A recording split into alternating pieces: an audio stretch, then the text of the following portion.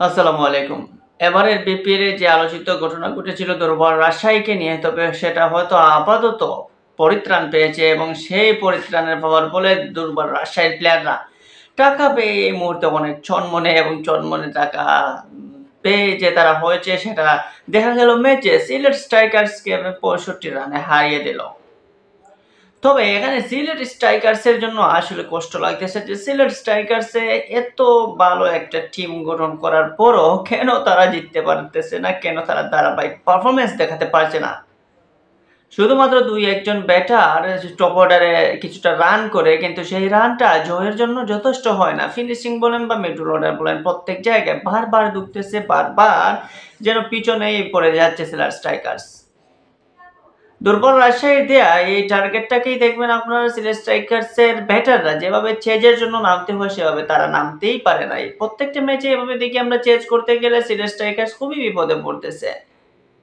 ঘুরে ফিরে তো একটা ম্যাচও এখনো চেজ করে সিলেট স্ট্রাইকার্স ঠিকঠাকভাবে জিততে পারে নাই, এবং যেখানে ফিনিশিং রুলে যেই জাকের আলী অনেকের উপর ভরসা রাখে সিলেট স্ট্রাইকার্স কর্তৃপক্ষ, সেই জাকের আলী অনেক ম্যাচটা কখনোই জেতাতে পারেন নাই। আজকেও তার ব্যতিক্রম হয় নাই। আজকেও সেই জাকির হাসানে শুরুতে কিছুটা রান এনে দেন, সেই জাকির হাসানে 30+ রানে এটাই এনাফ টপ অর্ডারের জন্য।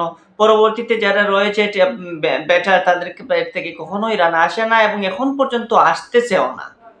জাকের আলী অনেক আজকে 31 রানের মতো একটা ইনিংস খেলেন 20 বলে, কিন্তু সেই ইনিংসটা তিনি আর দীর্ঘায়িত করতে পারেন নাই, তিনি ম্যাচটা জিতাতে পারেন নাই। কিংবা তার সাথে ক্যাপ্টেন আরিফুল হক বা বিদেশি Paul Stirling, George Munsey, Aaron জোন্সরা যেন কিছুই করার নেই। জর্জ মুন্সি তারপরেও কিছুটা হলেও মাঝে মধ্যে একটা দুইটা ইনিংস খেলার ট্রাই করতেছেন বা খেলছেনও। পল স্টার্লিং তো টোটালি ব্যর্থ। পল স্টার্লিং এর মতো আইরিশ এই তারকা একসময় দুর্দান্ত খেলেছেন, কিন্তু এবার এই পল স্টার্লিং দেখা যাচ্ছে যে একদম বাজেভাবে ব্যাটিং শুরু করছেন, বাজেভাবে বোলিং করতেছেন। আজকে একেবারে তো একদম শেষ করিয়ে দিয়েছিলেন অবস্থা। সেই যে পল স্টার্লিং এর এখনো যেন সেই খারাপ অবস্থা থেকে উত্তরণ হচ্ছে না। এরকম পল স্টার্লিং কে এরকম ম্যাচে সুযোগ দিয়ে আসলে কতটা লাভবান হবে সিলেট স্ট্রাইকার্স? পল স্টার্লিং না টপ অর্ডারে না মিডল অর্ডারে, কোথাও তো তার সেই ধারালো ব্যাটিং, তার সেই দমদারাক্কা ছক্কা হাঁকানো সেই ব্যাটিংটা আমরা দেখতে পারতেছি না। অ্যারন জোন্স একটা ম্যাচে দেখেছিলাম ব্যাটিং, পরবর্তীতে আর অ্যারন জোন্সকেও খুঁজে পাওয়া যাচ্ছে না। মানে দেশি বিদেশি টপ অর্ডার মিডল অর্ডার ব্যাটাররা টোটালি ব্যর্থ। এই ব্যর্থতা থেকে কাটিয়ে উঠবে কবে? রনি তালুকদার, জাকির হাসানরা শুরুতে কিছুটা রান করার ট্রাই করেন, পরবর্তীতে শেষ।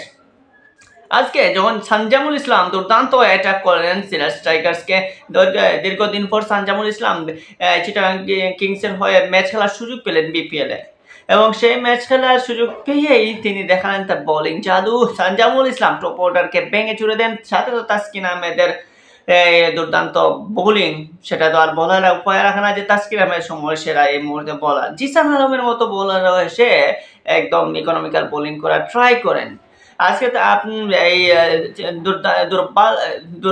দুর্বার রাজশাহী আজকে দেখবেন যে কয়েকটা বিদেশি চেঞ্জ করেছে, যেমন আফগানিস্তানের আফতাব আলমকে তার এড করেছে। আফতাব আলম ভালো বোলিং করেছেন। মাহমুদ দয়াল ওয়েস্ট ইন্ডিয়ান এই ক্রিকেটার, তিনিও আছেন দলে। তো দুর্বার রাজশাহী যদি এভাবে কামব্যাক করতে পারে, টাকা পাওয়ার পর যদি চরমনে হয়ে যায়, এভাবে যদি অ্যাটাক করে প্রতিপক্ষকে, তাহলে সিলেট স্ট্রাইকার্স সব দিক থেকে এত টাকা পয়সাও ঠিকঠাক পাচ্ছে, প্লেইং এক্সাইট বলেন বা একটা স্কোয়াড, ভারসাম্যপূর্ণ একটা স্কোয়াডও টিম ম্যানেজমেন্ট, টিম মালিকরা দিয়ে দিয়েছে। সেখানে কোচ ক্যাপ্টেনরা আসলে এই স্কোয়াড দিয়ে বা এই টিম দিয়ে কেন এইরকম পারফরমেন্স দেখাচ্ছেন? শুরুতে আলামিন হোসেন এত বাজে বোলিং করেছেন, সেই আলামিন হোসেনকে যাক বাদ দেওয়া হয়েছে, রুয়েল মিয়াকে ইনক্লুড করা হয়েছে, এবং রুয়েল মিয়া যথাসাধ্য ভালো বোলিং করে যাচ্ছেন, কিংবা নাহিদুল ইসলামও যথাসাধ্য বোলিং ভালো করে যাচ্ছেন। বোলিং লাইন নিয়ে কোনো সন্দেহ নেই, সিলেট স্ট্রাইকার্স এর রুয়েল মিয়া কিংবা এই স্টপলির মতো দুইটা লেফটি ভালো শুরু একটা এনে দিতে পারতেছেন। তানজিম সাকিবও ভালো বোলিং, বা নাহিদুল কিংবা নিহাদুজ্জামান, তারা শুরুতেই কিছুটা ভালো বোলিং করার চেষ্টা করতেছেন, কিন্তু যা প্রবলেম সেই সব প্রবলেমটা হচ্ছে সিলেট স্ট্রাইকার্স এর ব্যাটিং প্রবলেমের কারণে সিলেট স্ট্রাইকার্স বারবার ভুগতেছে, বারবার ডুবতেছে। সেই ব্যাটিং প্রবলেমটা কবে যাবে? সিলেট স্ট্রাইকার্স এর যদি ব্যাটিং শক্তি না পাওয়া যায়, ব্যাটিং যদি আরো শক্তিশালী না হয়, তাহলে সিলেট স্ট্রাইকার্স মনে হয় বিপিএল আর কিছুই করতে পারবে না। এখনো পয়েন্ট টেবিলের নাম্বার 6 এ রয়ে গেছে। দুর্বল রাজশাহী এখন পর্যন্ত রয়ে গেছে উপরে 4 নম্বরে চলে এসেছে।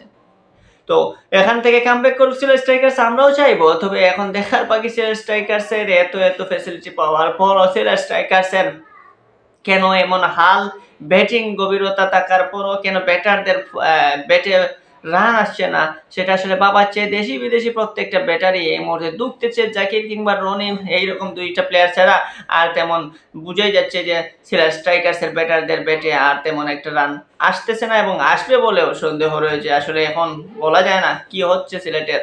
এখন দেখা যাক সিলেট স্ট্রাইকার্স কতটা যেতে পারে এই দল নিয়ে।